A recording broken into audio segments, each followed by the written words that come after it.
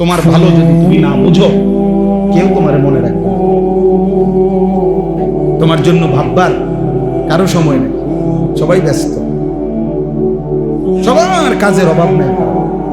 ভালো হোক মন্দ হোক, যৌক্তিক হোক অযৌক্তিক হোক, প্রয়োজনীয় হোক অপ্রয়োজনীয় হোক, বর্তমানে এমন একটা সময় যে সবাই ব্যস্ত, সবাই ব্যস্ত।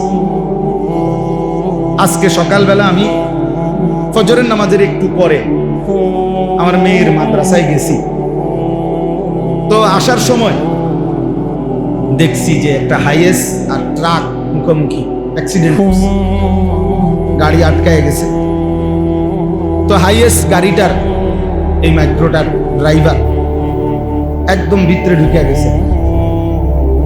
অনেক কষ্টে ভাইয়া ভুইয়া যখন তারে বের করছে, কিছুক্ষণ পরে বেচারা মারা গেছে। জীবন্ত মানুষ, জলজ্জান্ত মানুষ গাড়িটা চালাচ্ছিল, এমন মানুষটা মরে গেছে। আমার বলার বিষয় হলো, আমি তাকায় দেখলাম জ্যামের কারণে গাড়ি আটকায় আছে। প্রতিটা গাড়ি সর্বোচ্চ ফোর্সে শুধুই হর্ন দিতেছে, ডাইনে বামে বাঁকা সাকা করে কোনো না কোনো ভাবে পাশ কাইটা চলে যাইতেছে। কেউ থামলো না, কেউ থামলো না। কোনো ড্রাইভারও আর থামে না, প্যাসেঞ্জারও। কারো হাতে সময় নাই, কারো হাতে সময়। তো এটাই বুঝাইলাম আর কি, স্বার্থপর এই দুনিয়া কারোর জন্য থামে না, কারো হাতে সময় নাই। একদিন এটাই মনে পড়বে, হয় দুনিয়াতে নয়তো আখিরাতে, হয় অসুস্থ হয়ে গেলে নয় পঙ্গু হয়ে গেলে। একদিন সত্যি সত্যি কসম আল্লাহর মনে পড়বে, সুখের এই বন্ধুরা কেউ না। মোবাইলের ওই নর্তকী ধোঁকা ছিল, অস্থির ছবি ধোঁকা ছিল। বন্ধু নামের এই দুষ্টরা যারা তোমার সঙ্গ দিয়ে হাসি ঠাট্টা মজাক আড্ডায় সময় শেষ করে দিছিল, তারা আর কেউ নেই, আসলেই কেউ নাই। এই বাবাদেরকেও বলি, আপনারাও কবরে দেখবেন আপনাদের সন্তান নাই। যে সন্তানের জন্য হারাম খাইছেন, হারাম রোজগার করছেন, যেই বিবি বাচ্চার জন্য, সেই বিবি বাচ্চা আর কেউ মনে রাখে না, কেউ মনে রাখে না। আপনারা শুধু কাউরে একক লজ্জা দেওয়ার জন্য বলতেছি না, একক শরম দেওয়ার জন্য বলতেছি না, শুধু বুঝাইতে চাচ্ছি। শুধু এই কয়দিনের, এই গত 2-3 মাসের মধ্যে প্রতিদিন আমার মনে হইতেছে আমার দেশের মানুষ খুব বেশি অসহিষ্ণু, খুব বেশি অস্থির। কেউ যেন কারো নিয়ন্ত্রণে নাই। প্রত্যেকে হত্যা, খুন, ধর্ষণ, পরকীয়া মনে হয় যেন একেবারে খোলামেলা প্রকাশ্যে শুরু হয়েছে। পরকীয়া এই শব্দটা, অবৈধ সম্পর্ক, স্বামী থাকার পরও মহিলার অবৈধ সম্পর্ক, স্ত্রী থাকার পরও পুরুষের অবৈধ সম্পর্ক, আমার মনে হয় গত 10 বছরও এত বেশি আমি শুনি নাই। এ কয়দিনে যা শুনতেছি, ঘটনাটা কি? ঘটনাটা কি? অসভ্যতা এভাবে বেড়ে গেল কেন? নোংরামি এভাবে বেড়ে গেল কেন? প্রিয় ভাইয়া, এই কঠিন বাস্তবতা, এই নিদারুণ বাস্তবতার মুখোমুখি তোমরাও হইবা। কোন সমাজে যদি জেনা ব্যভিচার হয়, বেড়ে যায়, খোদার কসম, তো ওই সমাজের সকল পরিবারই অরক্ষিত হয়ে যায়। কারোই তখন ইজ্জতের নিরাপত্তা থাকে, কারোই থাকে, কারোই থাকে না। এই জন্য আমরা ভাবা উচিত, মানুষ চলচ্চন্ত মানুষ পিটাইয়া মানুষকে দিনে দুপুরে মেরে ফেলতেছে, আফসোসের ব্যাপার। আইয়ামে জাহিলিয়াত, নিকৃষ্ট কাফের বেঈমান যখন ছিল, জাহিলি সমাজ ছিল, তখনও আমরা কোনোদিন কোনো কিতাবে জাহিলি যুগের এমন কোন ঘটনা শুনি নাই যে দিনের আলোতে পাথর মাইরা এইভাবে একজন মানুষকে দিনে দুপুরে এইভাবে মেরে ফেলে, এত বড় নিকৃষ্ট জানোয়ার পৃথিবীর ইতিহাসে আর কখনো হয় নাই। এত বড় জানোয়ার, এত বড় কুত্তা পৃথিবীতে আর কোনোদিন জন্ম নেয়। মানবতা কোথায়? হায় রে দল, হায় রে ক্ষমতা, হায় টাকা, হায় চাঁদা। টাকা এত দরকার হয়ে গেল।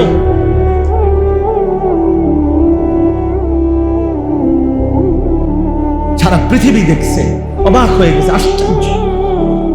একটা মানুষ, দাড়িওয়ালা একটা যুবক, জলজ্জান্ত মানুষটাকে এতগুলো মানুষের সামনে দিনে দুপুরে পাথর মেরে মেরে মেরে ফেলছে। আহা, তাইলে ভাইয়া দল বিষয় না, এখানে মনুষ্যত্ব কোথায় গেল? ইনসান গেল, মানবতা কোথায় হারিয়ে গেল? আজ সে আহত, আজ সে নিহত, আর তুমি সবসময় থাকবে অক্ষত। এর কি নিশ্চয়তা? আজ তার বোন দর্শিত, তার স্ত্রী পরকীয়া আসক্ত, আমার ঘর তোমার ঘর সবসময় থাকবে পবিত্র, সুরক্ষিত। তার কি নিশ্চয়? তার কি নিশ্চয়? দোস্ত আমার, বন্ধু আমার, বাবা আমার, প্রিয় সাথী আমার, নওজোয়ান, সবাই মিলে ভাবো, আগামী পৃথিবী তোমরা বাঁচতে হবে, এই সমাজ নিয়েই তোমরা চলতে হবে। আরে তুমি থাকতে তো হইব, এই সমাজে বাঁচতে তো হইব। তুমি তো সম্পূর্ণ নিজেকে আলাদা করলে জীবন চলবে না। সমাজবদ্ধ মানুষ না থাকলে মানুষের জীবন চলবে না, কারণ একা মানুষ সব কাজ সমাধান করতে পারে না। আমি চলতে হইলে আমার ড্রাইভার লাগবেই, জীবন চলার পথে আমার দোকানদার লাগবেই, কাস্টমার লাগবেই, প্যাসেঞ্জার লাগবেই। সমাজের মানুষ যদি কেউ উপার্জন না করে, কেউ কৃষি না করে, বিভিন্ন রকমের কাজে যদি বিভিন্ন জন জুড়ে না থাকে, একটা সমাজ অচল হয়ে যাবে। তাইলে এই সমাজ আমরা বাঁচতে হবে, এখানে আমরা বড় হইতে হবে, এখানে আমাদের সন্তানরা বড় হবে, এখানে তোমরাও আগামী দিনে এই যে কয়জন ছেলে বসছো, বাবা তোমাদের কাছে অনুরোধ করি, প্রিয় ভাই, তুমি একা হইলেও ভাইব্য আমার এই কথাটা, তুমি তো এই সমাজ থেকে আলাদা না। তাইলে এই সমাজের চারদিকে যদি ছেলে পেলে, নারী, পুরুষ, যুবক, যুবতী, সবাই যদি এরকম অসভ্যপনা, বেহায়াপনা, অস্থির হয়ে আর তোমরা মজা পাও, সবাই যদি যার যার জায়গায় খুশি হও, যে মা সবাই মিলে দেখতেছ একে অপরের চেহারা, নামাজ নাই, সেজদা নাই, আল্লাহ নাই, খোদা নাই, পর্দা নাই, কুশিদা নাই, তো প্রিয় ভাই আগামী পৃথিবীতে তোমরা চলবা কেমনে? তোমরা বাঁচবা কেমনে? কেমনে বললে বুঝবে? কি ভাষায় বললে বুঝবে? কি ভাষা? এখানে যারা বাবা, তাদের সন্তানে 9 বছরের বাচ্চার যদি নিরাপত্তা না থাকে, আমার সমাজ কোথায়? বলে 9 বছরের বাচ্চার যদি নিরাপত্তা না থাকে, তাকে যদি এত বড় জুলুমের শিকার হইতে হয়, আমার সমাজ কোথায় নেবে? বলে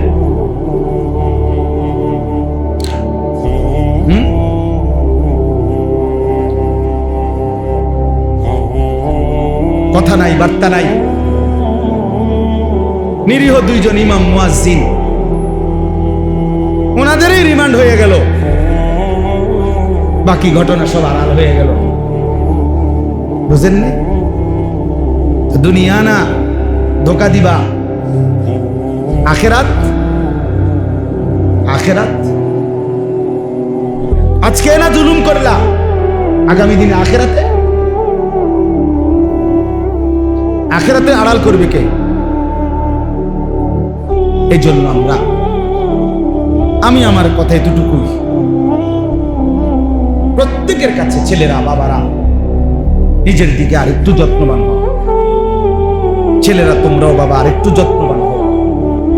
এতটা বেনামাজি জিন্দেগি ভালো না, এতটা চরিত্রহীন জীবন প্রিয় ভাই ভালো না, এত নারী, এত ছবি, এত উলঙ্গ দৃশ্য, এত বেহায়াপনা প্রিয় ভাইয়া সুখ আনবে না, স্বস্তি আনবে না, তৃপ্তি আনবে না। দিনের পর দিন তোমাদের অনেক ছেলে কোনোদিন 5 ওয়াক্ত নামাজ পড়ো না, মুসলমানের বাচ্চা হয়ে প্রিয় সন্তান এত মন্দ। এভাবে আল্লাহকে ভোলা ঠিক না, এভাবে আল্লাহর নাফরমানি করা উচিত না। আখিরাত তো পরের কথা, দুনিয়াতে তো শান্তি থাকা দরকার, দুনিয়াতে তো দরকার। কোরআনুল কারীমের মধ্যে আছে, আল্লাহ তাআলা বলেন, অমিনহুম মান ইয়াকুলু রব্বানা আতিনা ফিদ দুনিয়া হাসানা ওয়া ফিল আখিরাতি হাসানা ওয়া কিনা আযাবান নার। আল্লাহ বলেন আমার প্রিয় বান্দা তারা বলে, আল্লাহ আমাকে দুনিয়া সবটা দিয়েন না, আমাকে ওইটুকু দুনিয়া দেন যেটুকু হাসানা, যেটুকু পবিত্র, যেটা হালাল, যেটা বৈধ, যেটা উত্তম, যেটা আপনার মর্জি মতো, আমাকে সেই দুনিয়া দেন। আমাকে আখিরাতটাও যেটা দিবেন উত্তম দিবেন, জাহান্নামের আযাব থেকে মুক্ত করে দিয়েন।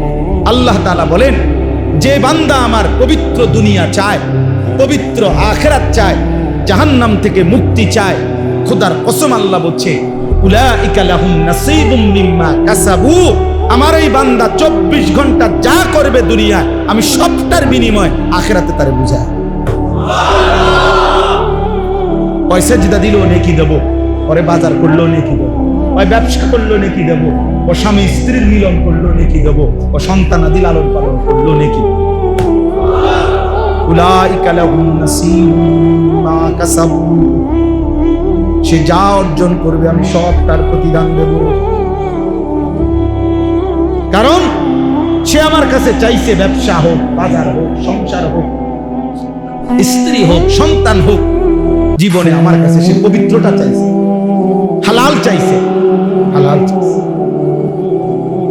ফামিনান নাসি মান ইয়াকুলু রব্বানা আতিনা ফিদ দুনিয়া ওয়া মা লাহু ফিল আখিরাতি মিন খালাক। রব্বুল আলামিন বলেন, আর যেই মানুষটা বলে যে আল্লাহ আমারে যা দিবেন শুধু দুনিয়ায় দেন।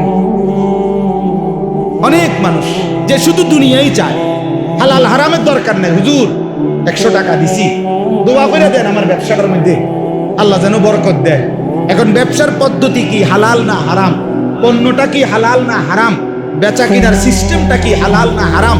মালিকের লগে, কোম্পানির লগে চুক্তি যে হইতেছে, টাকা যে সুদ করতেছে, কোনটা হালাল কোনটা হারাম এর কোনো চিন্তাও নাই, বাস বিচারের কোনো খবরও নাই, শরীয়ত মাসআলা জানার কোনো প্রয়োজনও নাই। শুধু দাবি একটাই, হুজুর দোয়া করে দেন আমি যেমনে ব্যবসা করতেছি আল্লাহ যেন আমার এমনি বরকত দিয়ে দেন। শেষ। আমনে তো হালাল হারাম তো আইয়েন না, আমার কি দরকার? লাভ দরকার, লাভ দরকার। হুজুর আপনার 100 টাকা দিলাম, আপনি আল্লাহরে বলে দেন 100 টাকা দিয়া আল্লাহ যেন আমার ব্যবসার মধ্যে কি দিয়া দেন। আমাদের একজন বড় বুজুর্গ আছেন ঢাকার, হযরত মাওলানা আবুল বাশার সাইফুল ইসলাম, অনেক বড় বড় আলেম। হুজুর একদিন বলছিলেন যে শোনেন, যে পরিমাণ ব্যবসায়ী হুজুরদের কাছে তাবিজের জন্য যায়, ব্যবসায়ীরা হুজুর এমন কোন কাগজ, এমন কিছু লেখা টাকা লেখা দেন লাল কালি দিয়া, যেটা দোকানের মধ্যে ঝুলাইয়া রাখবো যাতে করে কাস্টমার আইয়ে বরকত হয় ব্যবসা। এরকম বহু দোকানে দেখবেন চারিদিকে কাগজ ঝুলানো, লেখা বিভিন্ন রকমের কাগজ, তাবিজ।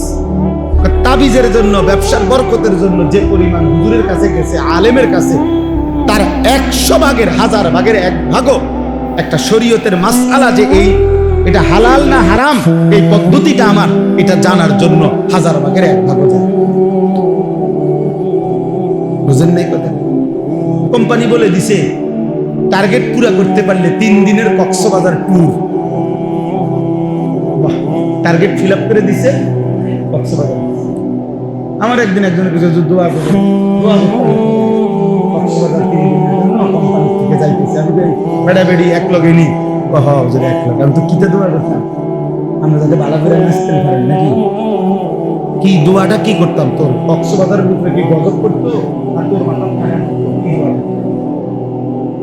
আপনি বলেন না তার লাগে কি দোয়া করবেন? এতে কক্সবাজার যায় দোয়া করবেন। বুঝলেন? মানে হালাল না হারাম এত কিছুর দরকার নেই, দোয়া করে দেন আমার দুনিয়া দরকার, আমার দুনিয়া দরকার। রব্বানা আতিনা ফিদ দুনিয়া, আল্লাহ দুনিয়াই দেন শুধু, আর কিছু লাগবে না। ওমা লাহু ফিল আখিরাতি মিন খালাক।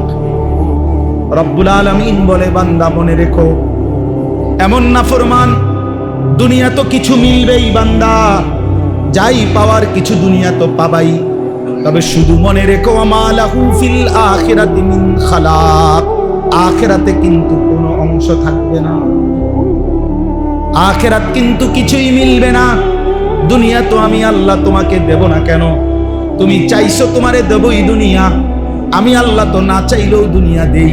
কাফেরকে দুনিয়া দেই, বেঈমানকে দিয়েছি, মুশরিককে দিয়েছি, নাস্তিক মুরতাদ আমি আল্লাহকেই চিনে না, আল্লাহকেই মানে না, আল্লাহকেই বলতে কিছু স্বীকার করে না, এমন বেঈমানকেও তো আমি আল্লাহ দুনিয়া দিয়েছি, তোমাকে দেব না কেন?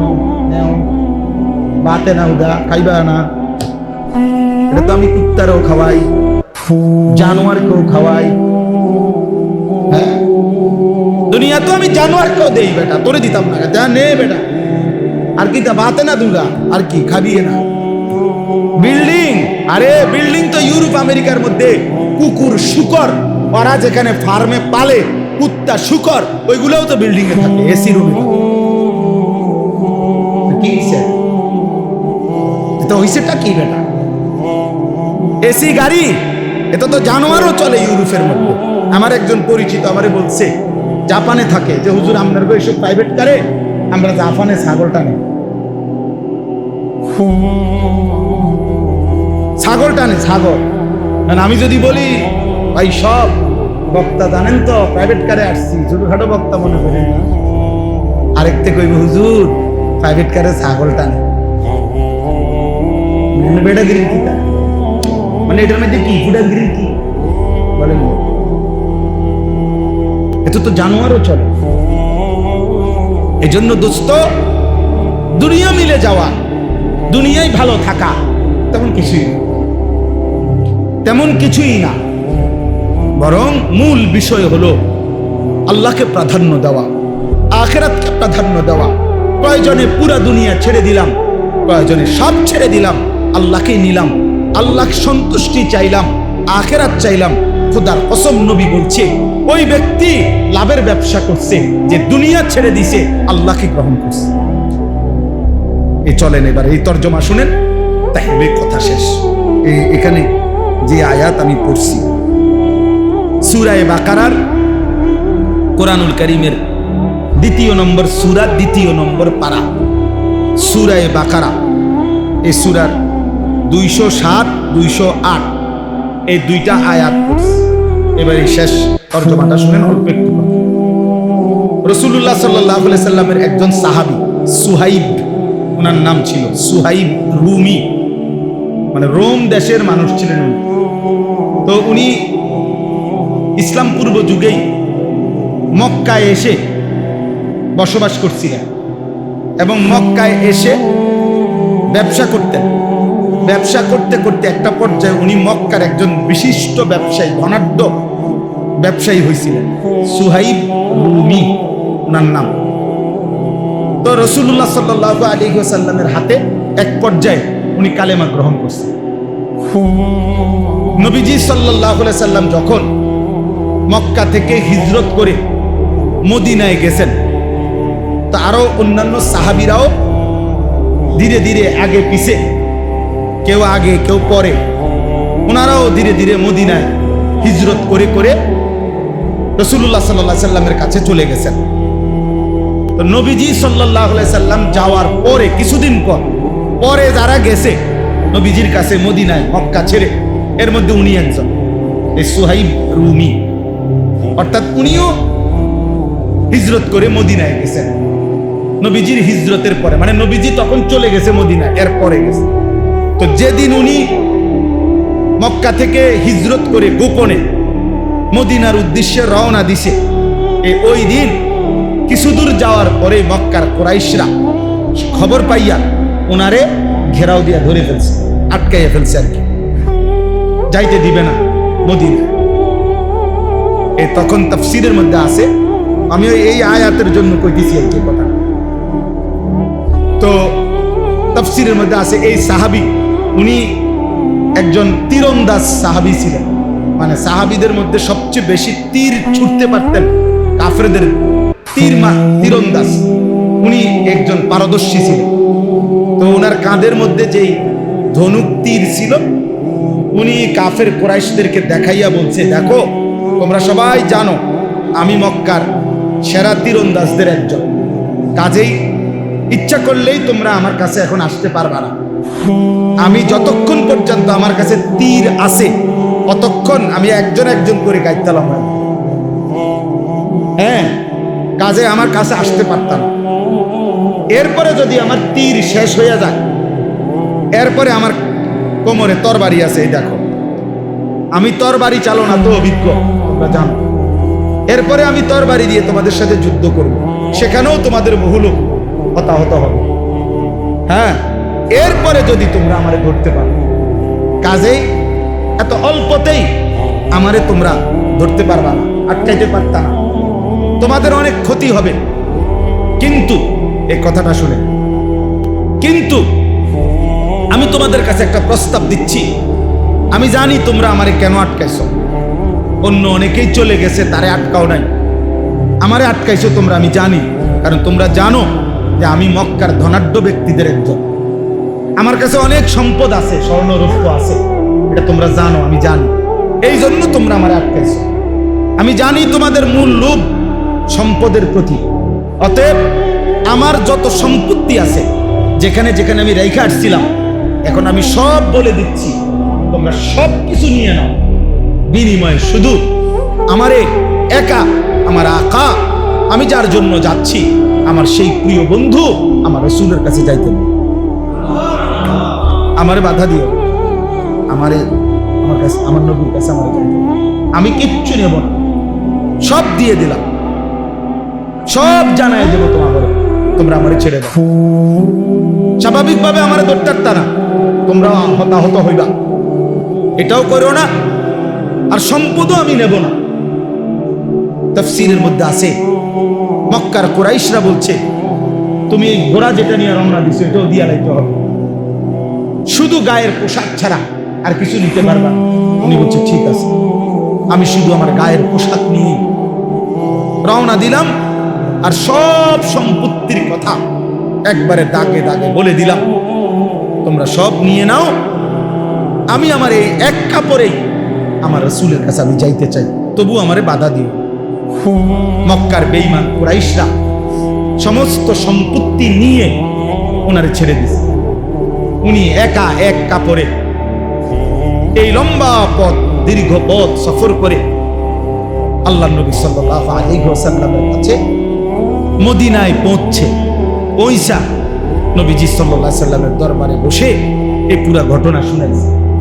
ইয়া রাসূলুল্লাহ, আমি কেমনে আসছি শুনেন, আমারে তারা বাধা দিছিল, আমি তাদেরকে এই বলে আমার সারা জীবনের অর্জিত সমস্ত স্বর্ণ রৌপ্য গহনা সম্পদ সব দিয়া, এমনকি বাহনের ঘোড়াটা পর্যন্ত দিয়ে এই এক কাপড়ে, ইয়া রাসূলুল্লাহ আমি আপনার কাছে এসেছি। খোদার কসম, তাফসীরে আছে আল্লাহর নবী তখন চিৎকার দিয়ে আওয়াজ করে খুশিতে আল্লাহর নবী বলছে, রাবিহাল বাই, রাবিহাল বাই, সুহাইব তোমার ব্যবসা বড় লাভবান হয়েছে, তোমার ব্যবসা বড় লাভবান হয়েছে। ব্যবসা রাবিহা, লাভ হয়েছে, লাভ হয়েছে। সামান্য দুনিয়া ছেড়ে দিছ আল্লাহর ভালোবাসায়, আল্লাহর সন্তুষ্টির জন্য, রাসূলের সন্তুষ্টির জন্য সব কুরবানি করেছ, তুমিই লাভবান।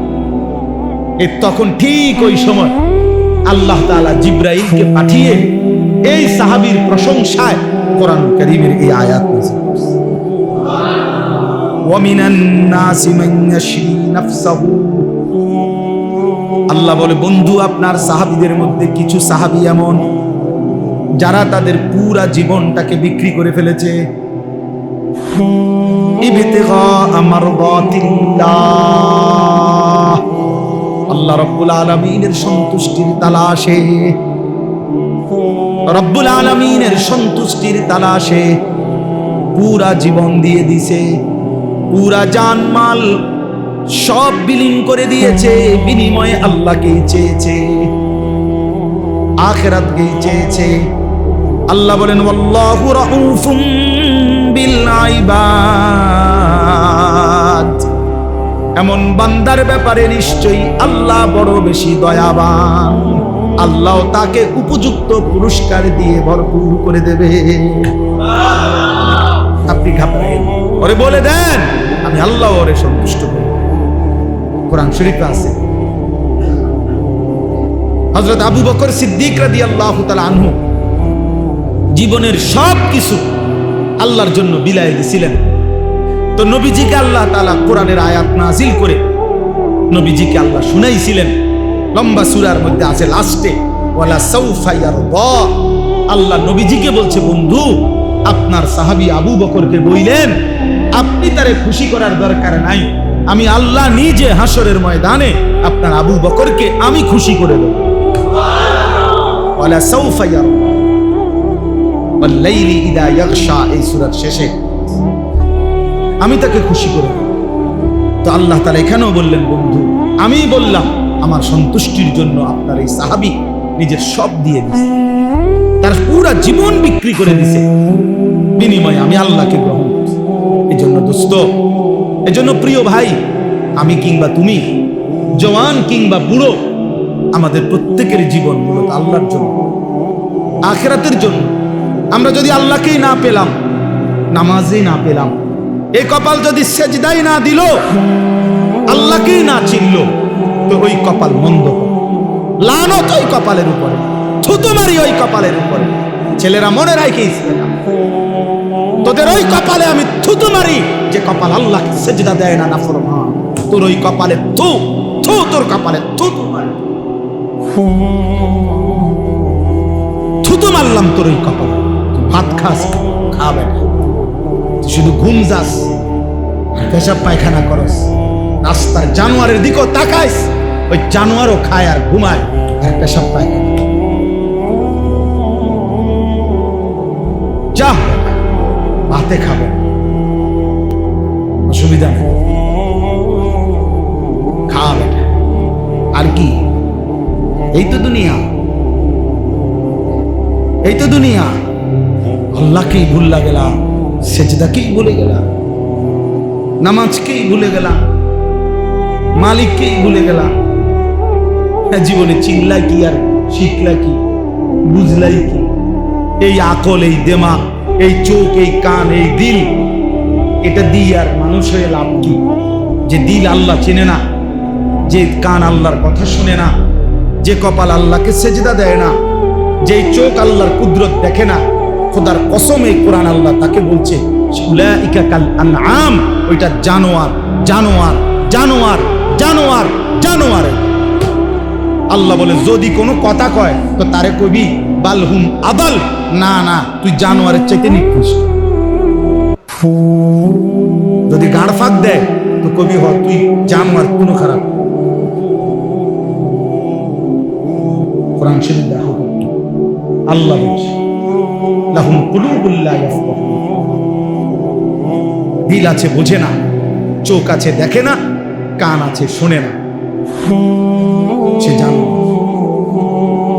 আল্লাহ বুঝতে একটা ছেলেই বদলায়, একজন, তাইলেও আমাদের কষ্ট সার্থক হয়েছে।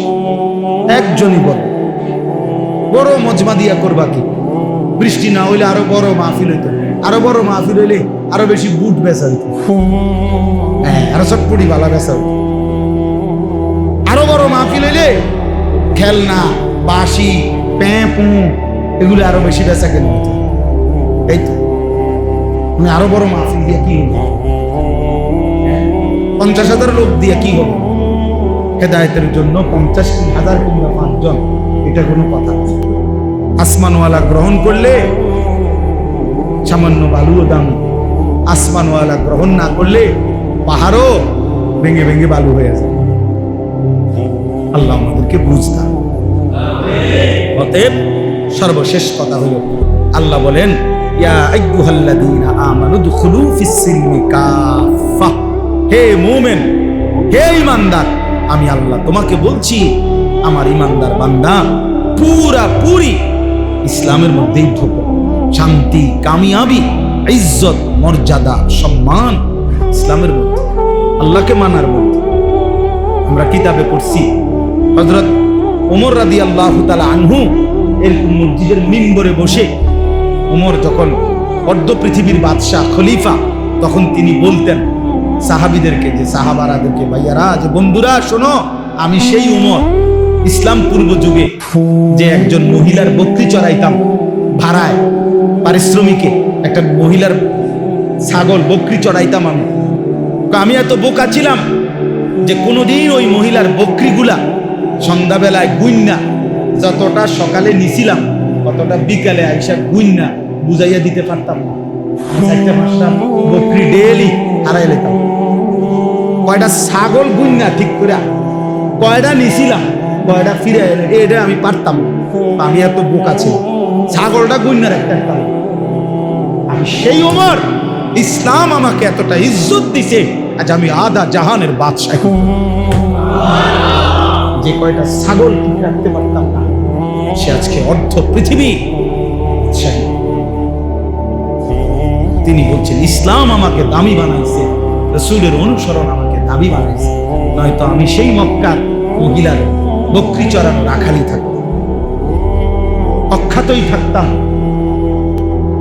আজ ইসলাম আমাকে দামি বানাইছে, আল্লাহর দ্বীন আমাকে দামি বানাইছে।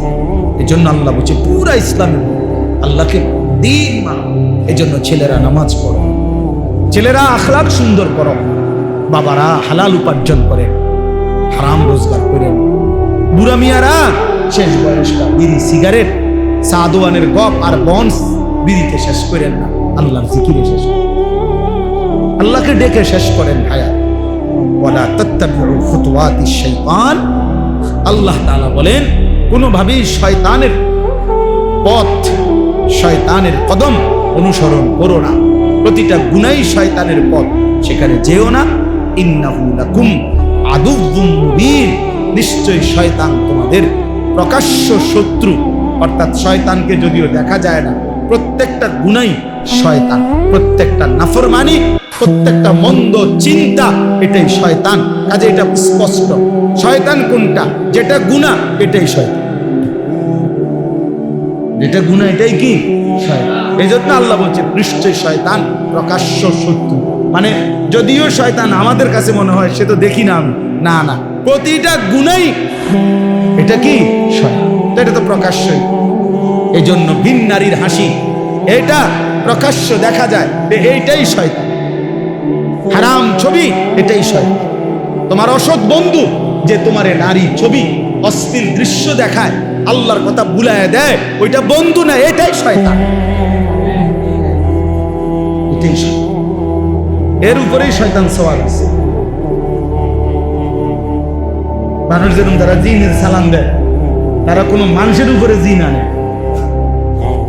অনেক জিন সালাম দেয় না, অনেকে আলগা জিন আইয়ে না, জিন কোনো একটা কিসের উপরে আসে, মানুষের উপরে আসে। তাদের এরকম কোন মানুষের উপরে তারা কি আনে, কথা বলে মনে হয় যেন হেইতে, আসলে না, জিনে কথা, জিনে কথা বলে। এই জন্য আল্লাহ তাআলা বলছে, নিশ্চয় শয়তান প্রকাশ্য শত্রু। আল্লাহ আমাদের সবাইকে শয়তানের কুমন্ত্রণা থেকে হেফাজত করুন ইনশাআল্লাহ।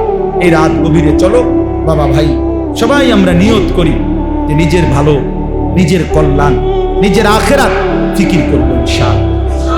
ছেলেরা বাবা কষ্ট করছো ভাই, গরমের মধ্যে আমরারও কষ্ট হয়েছে, সবাই মিলে আমরা সবর করছি। এত রাত অবধি সিজনের বড় মাহফিলও মানুষ এতক্ষণ বসে থাকে না, আপনারা কষ্ট করছেন, ছেলেরা অনেক সবর করছেন। আমি সবাই রে মোবারকবাদ জানাই, আল্লাহ সবাইকে এই ত্যাগ, এই কষ্টের উত্তম বিনিময় আল্লাহর জন্যই আমরা বসছি, ঠিক না? আল্লাহর জন্য। আল্লাহ তাআলা এই মজমা, এই মাহফিল কবুল করে। আমার আসলে মনে ছিল না, এখানে আসছি আর আমি দেখে চিনছি যে আমি আরেকবার আসছি এখানে, আগেও মাহফিল আইসা তখন ভালো লাগছে যে ছেলেদের সাথে আমি এনে দাঁড়ায় দাঁড়ায় কথা বলছিলাম অনেকগুলো ছেলের সাথে একসাথে। পরে আমার মনে হয়েছে আল্লাহ তাআলা এই আলোকিত যুব সমাজকে বাস্তবিক অর্থেই এই সমাজ, এই দেশ, এই জাতির জন্য আলোকিত করে দেন। আল্লাহ আমাদের সবাইকে কবুল করেন। আলহামদুলিল্লাহ। আল্লাহুম্মা আনতাস সালাম ওয়া মিনকাস সালাম তাবারাকতা ইয়া যাল জালালি ওয়াল ইয়া আরহামার রাহিমিন ইয়া আরহামার রাহিমিন ইয়া আরহামার রাহিমিন। ربنا ظلمنا أنفسنا وإن لم تغفر لنا وترحمنا لنكونن من الخاسرين. ربنا آتنا في الدنيا حسنة وفي الآخرة حسنة وقنا عذاب النار. رب ارحمهما كما ربياني صغيرا. ربنا هب لنا من أزواجنا وذرياتنا قرة أعين وجعلنا للمتقين إماما. أي الله رب العالمين परवरदिगार आलम गुनाहगार গোলাম, রাত অর্ধেক পার হয়ে গেছে।